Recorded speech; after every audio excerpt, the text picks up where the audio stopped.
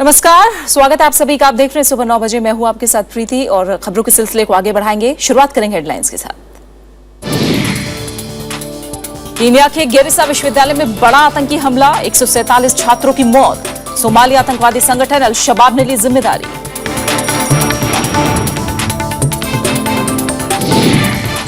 Iran के साथ परमाणु समझौते पर बनी सहमति, ओबामा ने बताया ऐतिहासिक क्षण, कच्चे तेल के दाम गिरे।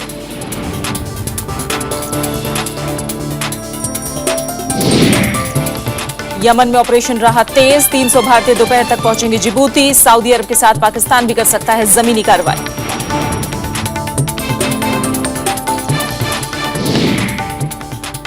बीजेपी राष्ट्रीय कार्यकारिणी की बैठक कब से कुछ देर में, भूमि अधिग्रहण बिल पर चर्चा, मंत्रियों के काम की होगी समीक्षा।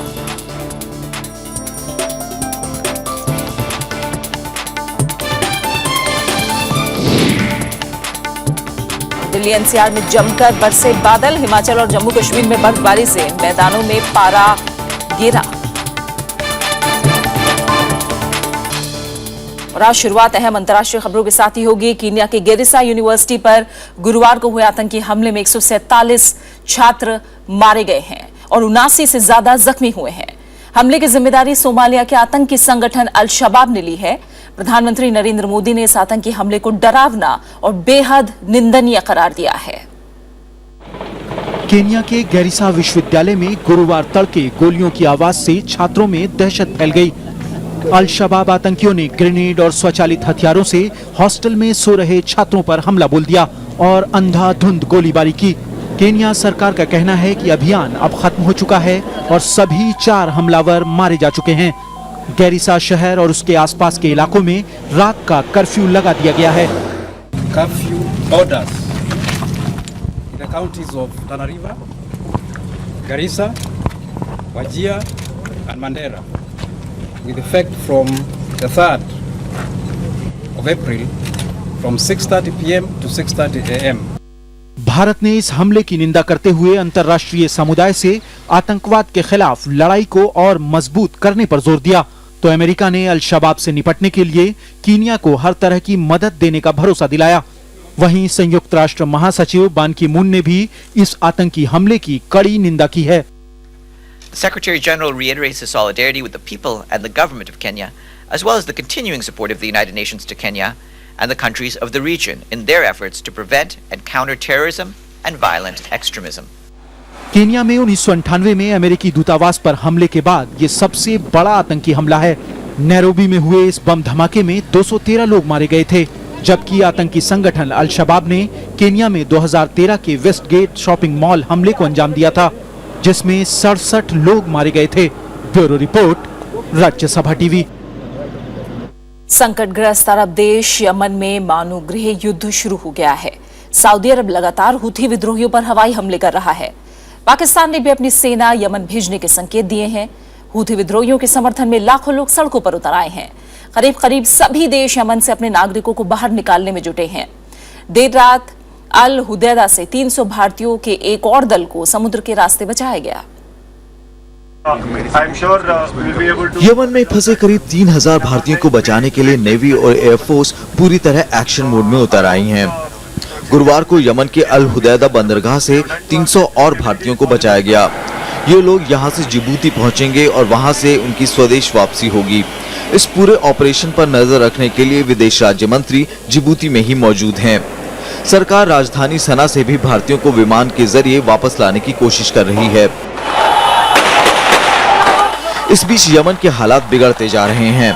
दक्षिण यमन में अदन के बंदरगाह में देर रात बड़ी संख्या में सैनिक उतरे।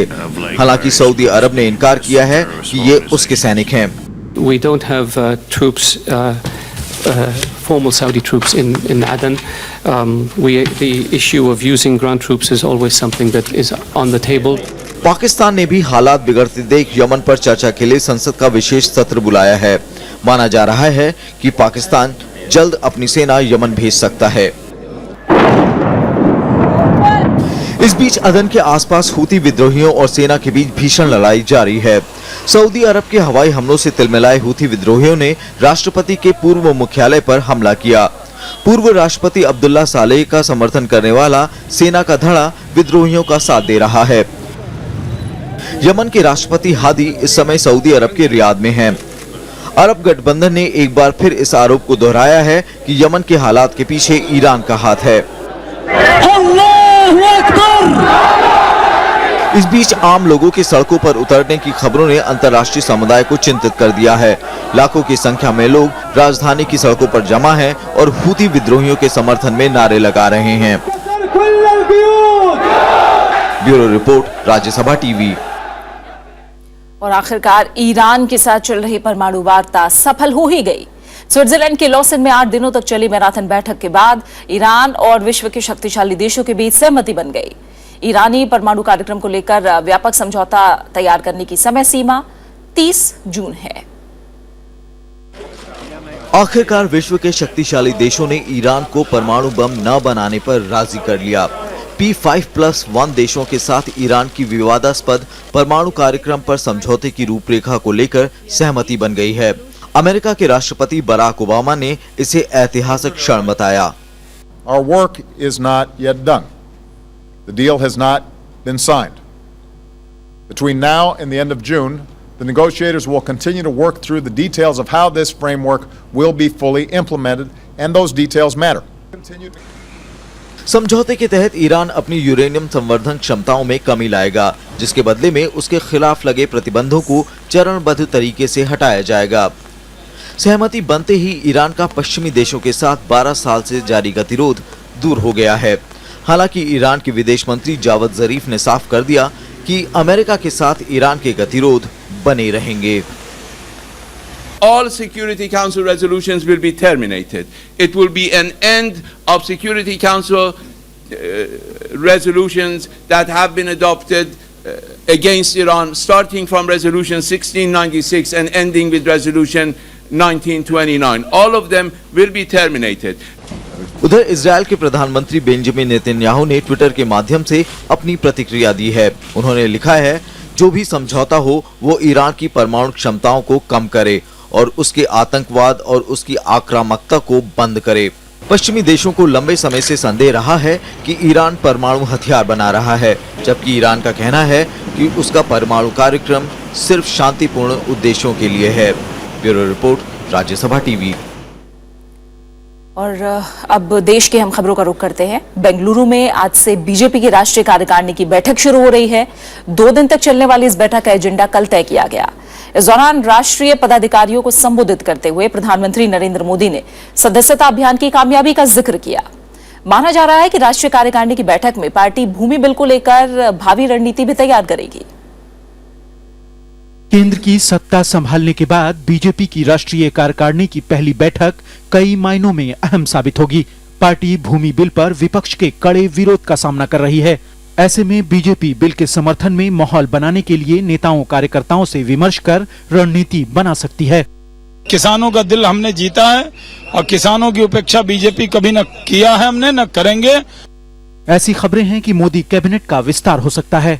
इसमें प्रदर्शन और कामकाज के आधार पर कुछ मंत्रियों की छुट्टी हो सकती है और कुछ को प्रमोशन दिया जा सकता है। ऐसे में माना जा रहा है कि राष्ट्रीय कार्यकारिणी की बैठक में केंद्र सरकार के कामकाज की भी समीक्षा हो सकती है। This national executive has some special importance. This is the first national executive wherein in detail the things, what all things happened after becoming the ruling party of the country. 2 दिन तक चलने वाली इस बैठक में मेक इन इंडिया, स्वच्छ भारत अभियान जैसी सरकार की अहम नीतियों का भी जिक्र होगा, तो चुनावी रणनीतियों पर भी चर्चा होगी। Bureau report, Rajya Sabha TV. Bengaluru में मौजूद है हमारे संवाददाता श्याम सुंदर, उनका रुख करते हैं। श्याम, हम जानते हैं अपने 34 साल के इतिहास में सबसे ऊंचे शिखर पर इस समय बीजेपी है। अगले महीने सरकार के भी 1 साल पूरे होने वाले हैं। लक्ष्य बड़े हैं लेकिन चुनौतियां भी कम नहीं है। क्या लग रहा है, किस तरह के प्रस्ताव, किस तरह का रोड मैप रखना चाहेगी बीजेपी? देखिए, आपने जो बात कही कि 34 साल के इतिहास में शिखर पर बीजेपी है लेकिन चुनौतियां भी बड़ी हैं, तथ्य यही है कि चुनौतियां बड़ी हैं। और राष्ट्रीय कार्यकारिणी की इस बैठक में 2 प्रस्तावों पर चर्चा होगी। आज जो प्रस्ताव आएगा वो विदेश नीति को लेकर प्रस्ताव आएगा और उसमें भारतीय जनता पार्टी, नरेंद्र मोदी सरकार ने अभी तक जो विदेश नीति अपनाई है, जिस तरह से नरेंद्र मोदी नेपाल से लेकर अमेरिका तक गए और जिस तरह से मेक इन इंडिया कैंपेन उन्होंने दुनिया भर में चलाया, बीजेपी का ये दावा है कि नरेंद्र मोदी सरकार ने जो परसेप्शन था भारत के बारे में दुनिया भर में, उसको चेंज किया है, एक पॉजिटिविटी का माहौल पूरे दुनिया में बनाया है और उससे भारत को फायदा होगा। और ultimately make in India campaign जो है वो कामयाब अगर होता है, अगर बाहर से तकनीक आती है लेकिन मैन्युफैक्चरिंग का काम भारत में आता है, तो उससे रोजगार का सृजन होगा, जो नरेंद्र मोदी सरकार के लिए बड़ी चुनौती है, क्योंकि नरेंद्र मोदी सरकार ने रोजगार सृजन का वायदा किया था। 1 करोड़ से ज्यादा रोजगार हर साल उनको पैदा करने हैं। तो आज इस मसले पर चर्चा होगी और ये उम्मीद की जा रही है कि राष्ट्रीय कार्यकारिणी इस मुद्दे पर भी नरेंद्र मोदी सरकार का पूरा समर्थन करेगी और उसमें विश्वास प्रकट करेगी। दूसरा जो बहुत अहम मसला है, अगर बात करें राजनीतिक प्रस्ताव की, राजनीतिक प्रस्ताव में जो सबसे अहम मुद्दा है वो भूमि अधिग्रहण कानून में संशोधन का मामला है। और हम सभी ने देखा कि लोकसभा में तो ये बिल पास हो गया है, लेकिन राज्यसभा में वो बिल अभी भी लटका हुआ है और उसको लेकर राज्यसभा का 17वां प्रोरोग कर दिया गया, राज्यसभा को 17वां कर दिया गया और उसके बाद ये पूरी उम्मीद है कि उसको लेकर फिर से सरकार को अध्यादेश लाना होगा। उस पर सरकार का जो रुख रहा है उसको लेकर भारतीय जनता पार्टी ये यहाँ से संदेश देना चाहेगी कि नरेंद्र मोदी सरकार के समर्थन में पार्टी पूरी तरह से खड़ी हुई है, यूनाइटेड खड़ी हुई है और जो विकास का जो एजेंडा लेकर मोदी सरकार चली है उसके लिए जो भी करना होगा वो पूरी तरह से पार्टी उसके साथ है और उसको समर्थन दिया जाएगा। और ये जो सबसे अहम मसला है वो भूमि अधिग्रहण संशोधन विधेयक जो अभी तक लंबित है उसको पास कराना होगा और उसके लिए पूरी पार्टी यूनाइटेड है और वो पूरी पार्टी नरेंद्र मोदी सरकार के साथ खड़ी हुई है। ये संदेश बेंगलुरु से देने की कोशिश भारतीय जनता पार्टी की तरफ से की। बहुत बहुत शुक्रिया श्याम आपका हमारे साथ जुड़ने के लिए और तमाम बातचीत के लिए। तो भूमि अधिग्रहण बिल को लेकर सबसे बड़ी चुनौती सरकार के सामने है। कम से कम इस पर अपना रुख पार्टी जरूर साफ करना चाहेगी। वो ये जरूर दिखाना चाहेगी कि ये बिल किसान विरोधी नहीं बल्कि उनके हित में है और विकास के लिए जरूरी है। जैसा हमें श्याम ने बताया, विदेश नीति पर रुख साफ होगा, साथ ही राजनीतिक प्रस्ताव भी सामने आएंगे। आइए अब आगे बढ़ते हैं। प्रधानमंत्री नरेंद्र मोदी ने गरीबों को बैंकिंग व्यवस्था में लाने के लिए 20 साल की योजना बनाने के लिए कहा है। मुंबई में रिजर्व बैंक के कार्यक्रम में उन्होंने गरीबों और किसानों को ज्यादा कर्ज देने की अपील की। प्रधानमंत्री ने बैंकों और कंपनियों से अपने कर्मचारियों को रसोई गैस सब्सिडी छोड़ने के लिए मनाने को कहा। भारतीय रिजर्व बैंक की 80वीं सालगिरह पर प्रधानमंत्री नरेंद्र मोदी ने बैंकों की बदलती भूमिका पर बात की। उन्होंने कहा कि प्रधानमंत्री जनधन योजना और डायरेक्ट बेनिफिट ट्रांसफर स्कीम ने साबित कर दिया है कि वित्तीय व्यवस्था में सबको शामिल करने के कितने फायदे हैं। प्रधानमंत्री ने अमीरों के साथ साथ गरीबों और किसानों को भी आसानी से कर्ज देने और वसूली के लिए पूरा वक्त देने की बात कही। जब शताब्दी मनाते होंगे, वो शताब्दी फाइनेंशियल इंक्लूजन को लेकर के कहां पर पहुंची होगी, मैं समझता हूं उसके टारगेट भी सेट करोगे तो 20 साल के अंदर भारत की बैंकिंग व्यवस्था गरीब के दरवाजे तक किस प्रकार से काम कर रही है, इसका एक खाका तैयार हो जाएगा। रिजर्व बैंक के गवर्नर रघुराम राजन ने भी प्रधानमंत्री की बात से सहमति जताई। उन्होंने कहा कि वित्तीय क्षेत्र को विकसित करना और इसमें गरीबों को शामिल करने पर ज्यादा ध्यान देना होगा। The poor are still too far away from or too uncomfortable stepping into bank branches. With government initiatives like the Pradhan Mantri Jan Dhan Yojana and the Mudra Bank, as well as new technologies, new institutions and new processes such as direct benefits transfers, I am confident that our country can empower the poor and the small with both choice and opportunity.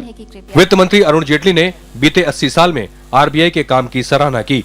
उन्होंने कहा कि जनधन योजना में खोले गए खातों को operational करना बड़ी चुनौती है।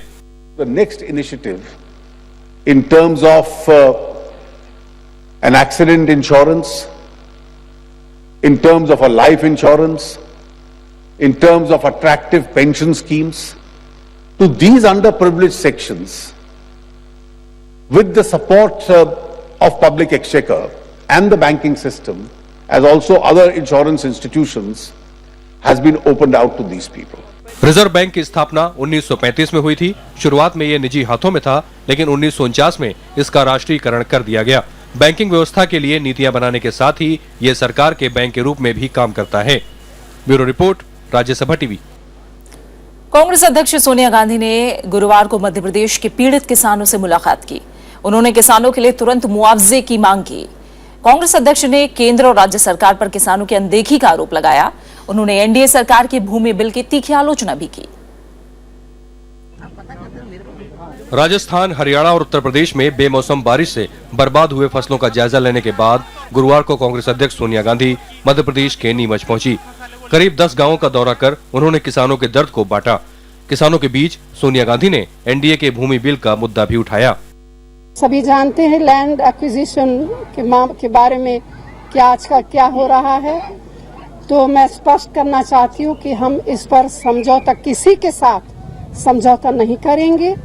ये जो नया बिल जो है मोदी सरकार का, वो किसान विरोधी है। पत्रकारों से मुखातिब होते हुए सोनिया गांधी ने कहा कि राहुल गांधी जल्द ही अवकाश से वापस लौटेंगे।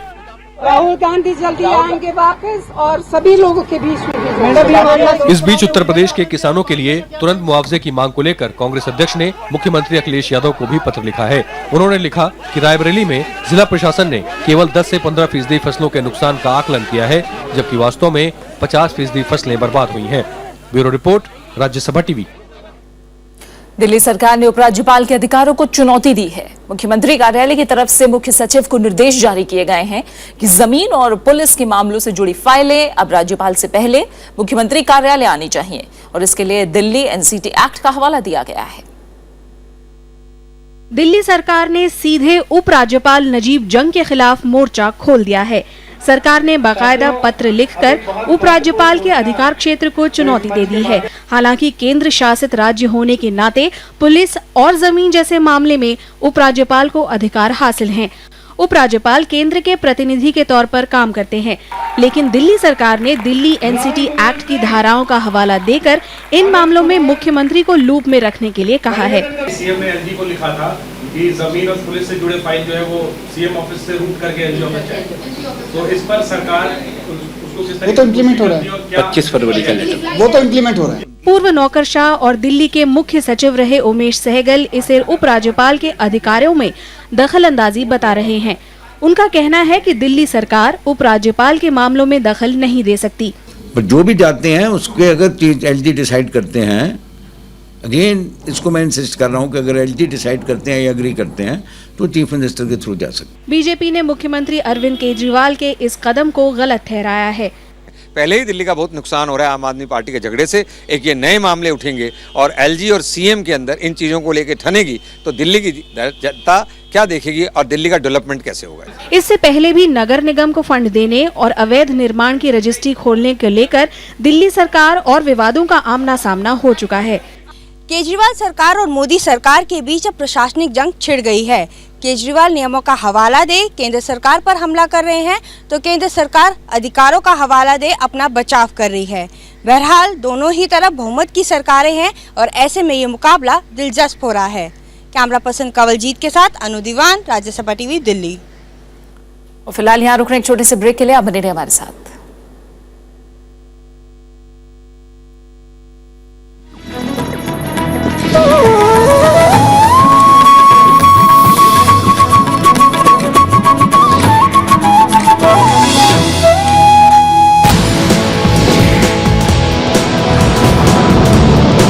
साइंस की खबरें हो या तकनीकी उलझन, इस खोज भरे सफर में आपको बताएंगे तकनीकी सहयोग से निकल रहे समाधान। विज्ञान की फिल्में हो या फिर अन्वेषण, भारतीय वैज्ञानिकों ने खोज निकाला है ऐसा सुपर एलॉय जो एविएशन इंडस्ट्री को और ऊंचाई तक ले जा सकता है। वैज्ञानिकों से मुलाकात, सब कुछ एक साथ। देखिए ज्ञान विज्ञान हर शनिवार सुबह 11 बजे और रविवार दोपहर 12 बजे सिर्फ राज्यसभा टीवी पर। जुल्म और सितम की दास्तान, आजादी के दीवानों की पहचान, स्वाधीनता के लिए जिन्होंने दी जान की कुर्बानी।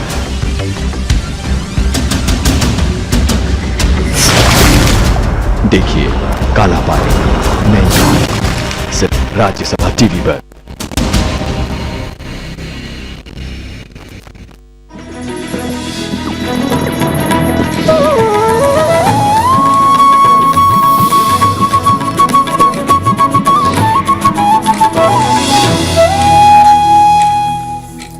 उत्तरी कश्मीर के बारामूला जिले में गुरुवार को आतंकवादियों से मुठभेड़ में सुरक्षा बल के 2 जवान शहीद हो गए। सेना और पुलिस के संयुक्त तलाशी अभियान के दौरान तनमार्ग इलाके के एक गांव में ये मुठभेड़ हुई थी। सेना ने आतंकवादियों की तलाश के लिए अभियान चलाया है। बीते 1 महीने में राज्य में ये तीसरा आतंकी हमला है। बारामूला में तनमार्ग इलाके के कुंजेर गांव में सुबह लगभग 7:30 बजे ये मुठभेड़ शुरू हुई। सेना और जम्मू कश्मीर पुलिस ने एक खुफिया सूचना के बाद आतंकवादियों की तलाश के लिए घेराबंदी की थी, लेकिन तभी एक घर के भीतर से हुई फायरिंग में पुलिस का एक जवान शहीद हो गया, जबकि सेना के घायल जवान ने अस्पताल ले जाते वक्त दम तोड़ दिया। सेना के मुताबिक इस हमले में 2 आतंकवादी शामिल थे। सुरक्षा बलों ने इलाके की घेराबंदी की है और आतंकियों की तलाशी के लिए अभियान चलाया गया है। खुफिया सूत्रों ने कश्मीर घाटी में बाढ़ के हालात का फायदा उठाकर आतंकवादियों की घुसपैठ का अंदेशा जताया था। बीते 1 महीने में राज्य में ये तीसरा आतंकवादी हमला है। 20 मार्च को जम्मू में कठुआ के राजबाग पुलिस स्टेशन पर आतंकवादियों ने हमला किया था, जबकि अगले दिन सांबा जिले में आर्मी कैंप को फिदायीन हमले का निशाना बनाया गया था। Bureau report, Rajya Sabha TV. Kashmir घाटी में बाढ़ की स्थिति में सुधार हुआ है। गुरुवार को बारिश थमने से नदियों का जलस्तर भी घटा है। हालांकि मौसम विभाग ने अगले 24 घंटों में कई जगहों पर बारिश की आशंका जाहिर की है। घाटी में कल अमूमन मौसम साफ रहा और बाजारों में हलचल दिखाई दी। दूसरी तरफ झेलम का जलस्तर भी कई जगहों पर खतरे के निशान से नीचे आ गया। संगम में लेवल रही थी 14.70 feet as against the danger mark of 23 feet. Ram Munshi Bagh में 15.95 अगेंस्ट 19 फीट डेंजर मार्क। आश्रम संबल में 11.33 as against the danger mark of 15 level. हालांकि स्थिति पूरी तरह सामान्य होने में थोड़ा वक्त लग सकता है। मौसम विभाग के मुताबिक आज और कल घाटी के कई हिस्सों में बारिश के आसार हैं। आने वाले दिनों में अभी बारिश बहुत कम होगा। कल तक ये सिस्टम है, अभी रहेगा। आज थोड़ा मौसम खुला हुआ है, लेकिन अभी आफ्टरनून या बाय नाइट अगेन ये सिस्टम जो है इंटेंसिफाई हो जाएगा और बारिश होने का संभावना है। उधर बाढ़ पीड़ित इलाकों के लोगों का कहना है कि उनके पास राहत सामग्री नहीं पहुंच रही है।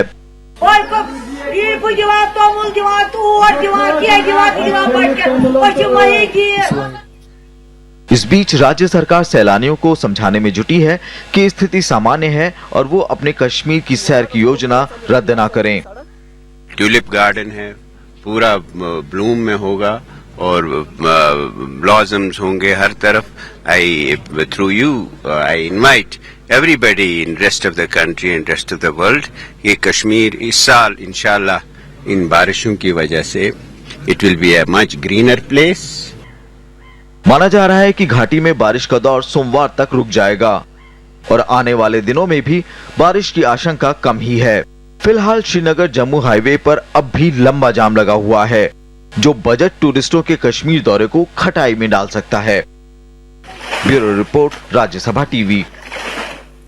और पश्चिमी विक्षोभ के सक्रिय होने से आज दिल्ली एनसीआर के कई इलाकों में हल्की से लेकर तेज बारिश हुई। इसके अलावा हिमाचल प्रदेश और उत्तर प्रदेश के कई इलाकों में बेमौसम बारिश ने किसानों की चिंता बढ़ा दी है। लखनऊ में तेज आंधी के साथ हल्की बारिश हुई, जिससे मलिहाबादी आम की फसलों को भारी नुकसान पहुंचा है। हिमाचल प्रदेश में भी पिछले 2 दिन से हल्का हिमपात हो रहा है, जिससे तापमान में गिरावट दर्ज की जा रही है। लेकिन इस बेमौसम बारिश से फसलों को सबसे ज्यादा नुकसान हो रहा है। ये जो WD आज अभी इस समय इराक और अफगानिस्तान के आसपास है, ये वेस्टर्न डिस्टर्बेंस कल तक उत्तर पश्चिम भारत में के बहुत करीब आ जाएगा। इस वजह से पूरे उत्तर पश्चिम भारत के मैदानी इलाकों में, जिसमें दिल्ली NCR शामिल है, यूपी है, पंजाब, हरियाणा, राजस्थान, हिमाचल, उत्तराखंड जो पहाड़ी राज्य, वहां भी कल और परसों 2 दिन अच्छी बारिश होगी। दिल्ली में भी थंडरस्टॉर्म 3 और 4 अप्रैल को होगा। अरुणाचल प्रदेश के खोंसा में सेना के काफिले में नागा विद्रोहियों ने घात लगाकर हमला किया। इस हमले में सेना के 3 जवान शहीद हो गए हैं। 4 जवानों के घायल होने की भी खबर है। इस हमले के पीछे अरुणाचल में सक्रिय प्रतिबंधित NSCN के गुट पर शक जताया जा रहा है। हालांकि अभी तक किसी संगठन ने इस हमले की जिम्मेदारी नहीं ली है। ईसा मसीह के बलिदान को याद करने के मकसद से दुनिया भर में आज गुड फ्राइडे मनाया जा रहा है। इस मौके पर गिरजाघरों में विशेष प्रार्थना सभा का आयोजन किया गया। गुड फ्राइडे के दिन गिरजाघरों की कोई सजावट नहीं की जाती है। दरअसल जिस दिन ईसा मसीह को क्रॉस पर चढ़ाया गया और उन्होंने अपने प्राण त्यागे, वो दिन शुक्रवार था। इसी वजह से ही इस दिन को गुड फ्राइडे कहते हैं। यीशु ने ईश्वरीय प्रेम से सराबोर होकर मानवीय शरीर का खुशी खुशी बलिदान किया था। दरअसल ईसा मसीह इस संसार को दुखों से मुक्ति दिलाना चाहते थे और इसीलिए उन्होंने खुद के लिए दुख स्वीकार किया।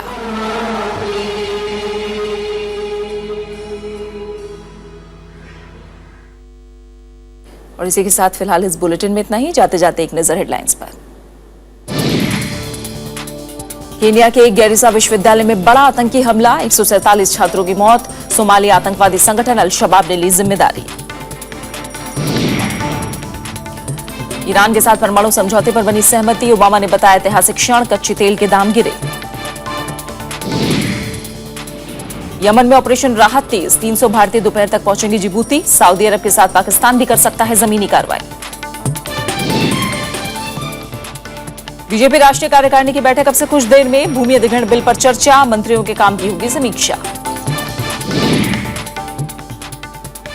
दिल्ली एनसीआर में जमकर बरसे बादल, हिमाचल और जम्मू कश्मीर में बर्फबारी से मैदानी इलाकों में पारा गिरा।